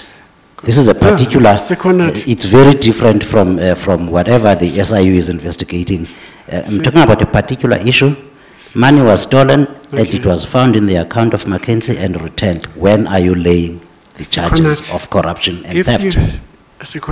If you had read the agreement that was reached between us, NPA, and Mackenzie, you will note there's a paragraph that explains this clearly, that the settlement that took place does not exonerate Mackenzie into going, or us, into going into a criminal case. And that's what we've been doing. We've been working with the police, and not with the police, with the SIU. And we are working with the NPA, not just on this issue, on the long list of things that we are currently doing. I do not see the need to go and report the case when I'm working with the senior police level that are investigating this. It will just be the duplication of what we are currently doing. Pakamane, I'm dealing at this point with one case, which you admit you have not laid charges of theft and corruption. When are you doing it? You've just admitted that the agreement does not exonerate Mackenzie from facing the consequences of their criminal behavior of stealing 1 billion rand from the people of South Africa. You have that responsibility in terms of the Prevention and Combating of Corrupt Activities Act to lay a charge of theft against Mackenzie. When are you doing it? I will answer this for the last time, Sekonat. I have collected all the information we have in all the cases, including Mackenzie. I have given this to the SIU because the SIU has a large team of people that are looking into the state capture. This is not just an isolated case. And I do meet these people every other week to discuss what we'll be discussing with the police. I'm just saying the nature, the approach of these cases is different from the ones that we have had previously. You may have answered it for the last time, but I will ask the question again because you have not answered it. First, you did not want to go get the interest that they owed on that money, and now they have paid it. Why are you avoiding laying the charges of theft, corruption and fraud against Mackenzie? And you avoided collecting the interest on that money, and you now, in your presentation, admit that you received a PM, 100 million rand interest that you didn't want to get. Why are you avoiding the action against McKinsey? Okay. You're talking about the people who steal apples. I think I will answer this, Konat, for the last time. See, Konat, there was never at any moment in time, when we're negotiating with McKinsey, that we didn't talk about interest, that we will want that interest back. There was never at any moment in time. We knew that we were going to get the interest. But the deal in the agreement... Can I interrupt you there? Because now the correct fact is, I have a letter in response to my question from ESKOM, which said we did not discuss interest. McKinsey said nobody asked us for the interest, and they paid the interest when Business Day asked the question. So you avoided collecting the interest, you're avoiding laying criminal charges. Why? Maybe my legal person will be able. I'm trying to provide an answer, and you were working on this. No, you're not answering the question. You are telling me about other cases. I'm asking you about one question, one case. But when are you laying criminal charges of theft against McKinsey? Yeah, Sigonata, maybe this one is a dialogue which needs... Now, I've asked this question before, and I will ask it again until you give me a case number of a theft with the police. That is the question. Why are you avoiding laying a charge of theft, corruption, and fraud against McKinsey?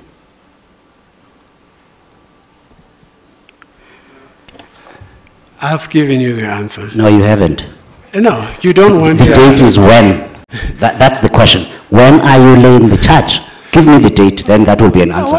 Why should I lay a charge when we are the case is being investigated, and I'm part and parcel of the people that are investigating that, and I've provided all the necessary information? So you're not going to lay a charge? I see other people are becoming more responsive. You are not going to lay a charge. I would rather maybe speak to the CE. I'm speaking to the CE now. You are not going to lay a charge of corruption and theft against McKinsey, yes or no?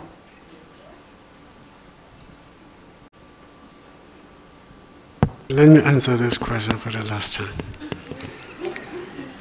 And if you don't understand me... I understand you, but I'm looking for an answer you're not providing. What? Do you want me to say yes or no? Yes. What's the use of going to the police when I'm working with the SIU and I'm working with the NPA on the same case?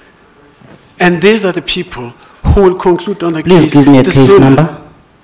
Give me a case number for that particular one. Talk to them. I'll talk to the SIU. What does that mean? Yeah, clearly we're not going to... Kulu, you said I must speak to the chief executive. I'm speaking to the chief executive. Yeah, I'm saying speak to him after everyone, because everyone else, it looks like they don't have any other questions. Let's allow everyone else to leave, and then they can leave. To him. The chief executive has to tell us the people who stole R1 billion and returned it when they were caught. When are you laying a charge of theft against them? You're not going to take this mic. Could I ask you a question? Is there a story that I do not know that you know? Yes. Then you can tell me. Yes. Yeah. The story is that you have not collected interest, one.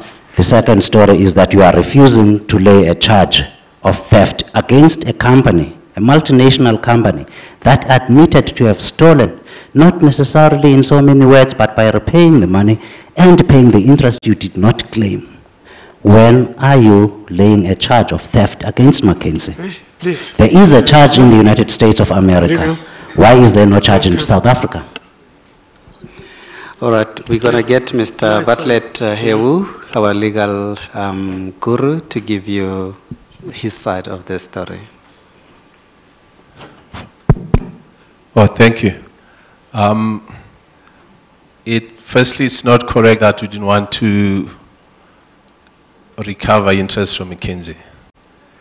The investigation and the negotiations was done by ESKOM, the AFU, and the NPA. and the National Treasury was also involved. And it had to be done in stages to say, one, there was a criminal process in terms of Chapter 6 of the POCA, which was a recovery of money through the criminal process. Now, when you look at the interest portion, it's not part of the criminal process. It's part of the new case, which is the review case, which was instituted by ESKOM in March. Now, we can share that settlement agreement with you. The two are not linked. The first part was the criminal part. The second part was the review process. Now, dealing with the issue of laying of charges, what the GCE is articulating is a fact. We work almost on a fortnightly basis with Colonel Smith. Colonel Smith is the one who is heading the Hawks investigation within ESKOM. What he said to the GCE, myself, and ANF, there is no need, because of what we are currently doing now at ESKOM, for the GCE or anyone to go to a police station. All cases that are investigated by the Hawks, they themselves, upon receipt of all the information, they will open the cases. That's what he's trying to articulate. So the question of when, it's not upon him. What he's stating is a matter of fact. Thank you. Then, is there a charge of corruption against McKinsey? It will be one of the charges as soon as the investigation is finalized and as directed by Colonel Smith. What is there to investigate? $1 billion was stolen from ESKOM. $1 billion was found in McKinsey's account. What is there to investigate? We had more than 10 contracts, Konati, with McKinsey. They are all linked. They are all linked. When you look at the players, it's more or less the same players. So the modus operandi, when you present a case, you don't want to present a case in a piecemeal fashion. You want to present a case that is coherent with all the evidence intact. You will be the first one to say, ESKOM has presented a shabby case, poor planning, etc., etc. We don't want to fall in that place. I will also be the last one to say so. To say ESKOM is refusing to lay a charge of theft against people who are stealing $1 billion. It goes for the people who are stealing habits. There is a charge in the United States of America under the Foreign Corrupt Practices Act. Yes. By the people of South Africa. ESKOM is not laying a charge of theft of $1 billion. The question is why? The accounting authority, Sikonati, and the accounting officer, which is the board and the GCE, they are alive to the obligations that they have in terms of the PFMA, because that's the premise of your question. That is being addressed in terms of our engagement with the SIU as well as with Colonel Smith. And you just said the policeman said, don't go there and charge. No, that's not what I said. He said, with the information that he has, there is no need for us to go to a police station because there'll be a likelihood of a duplication. You go to Sentin, whereas he's based in Pretoria. That's where these cases will be centralized. It's Colonel Smith. You will have to take those cases, those questions to Colonel Smith. You have to tell me how you accepted that instruction when you have the obligation to look after the interests of ESKOM. We have not abdicated our duties, Sikonati. We have not. We are busy, as the GCE is trying to articulate, working with the SIU, working with the Hawks. We hosted Zondo Commission for the past 3 weeks here at our premises, availing all the information. One of the issues they're interested in is this very McKinsey. Yes, we haven't. As soon as the time is opportune and all the role players.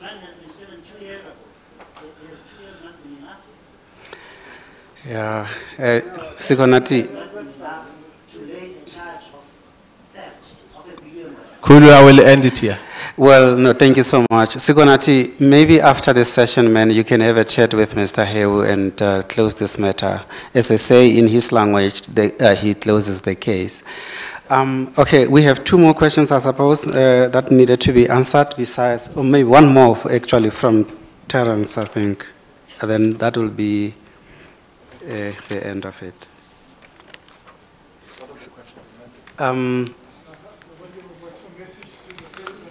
Oh, yes, yes. The issue is around with the uncertainties around the issues of the EFF and issues on load shedding and whatever else. No, the question was about 100 billion.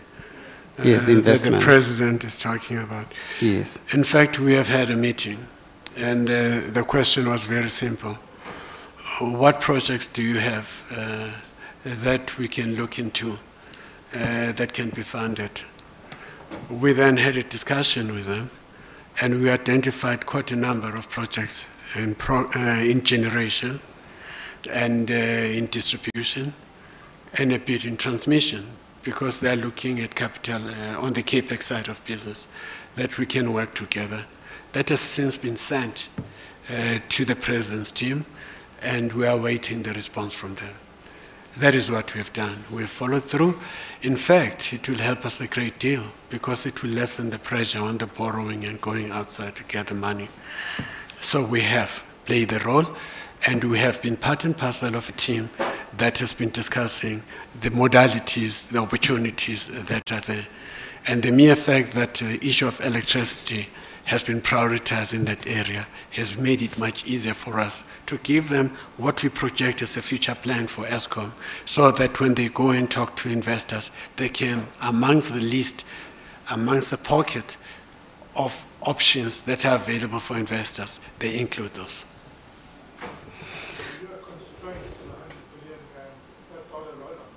No, we are not.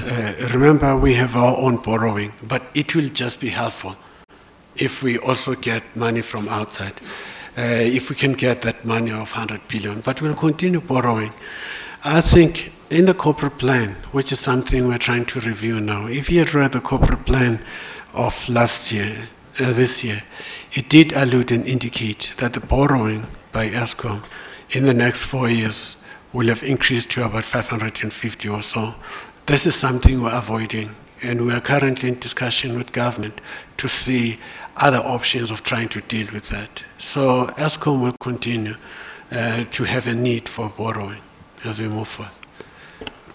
Thank you so much. Ladies and gentlemen, I think this is the end of it. In the next 2 weeks or so, we will call you again. I think at the time we will be releasing our interim results, but you'll get the invitations as per normal. Thank you so much for your attendance.